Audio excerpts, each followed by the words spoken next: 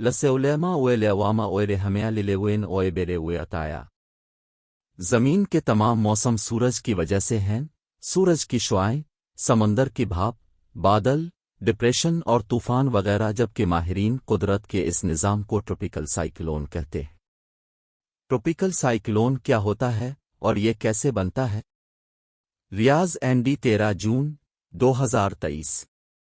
زمین کے تمام موسم سورج کی وجہ سے ہیں، سورج کی شعاعیں، سمندر کی بھاپ، بادل، ڈپریشن اور طوفان وغیرہ، جبکہ ماہرین قدرت کے اس نظام کو ٹروپیکل سائیکلون کہتے ہیں۔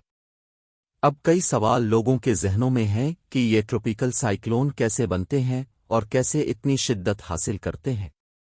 دراصل سمندری طوفان بپرجوائے سائیکلون سورج کی کارستانی ہے۔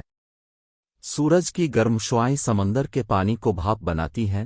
بھاپ آنکھ سے اوجھل مالیکیولز جو ہوا سے بھی ہلکے ہوتے ہیں، آسمان میں اڑتے ہیں، فضا میں آدھے میل پر جا کر بھاپ پانی بن کر بادل بن جاتے ہیں۔ بھاپ کی گرمی، بادل کا ایندھن زمین کے اسپن کے ساتھ 80 میل فی گھنٹہ رفتار سے چلنے والی ہواؤں سے بننے والے موسمی ماحول کو ماہرین ٹروپیکل سائیکلون کہتے ہیں۔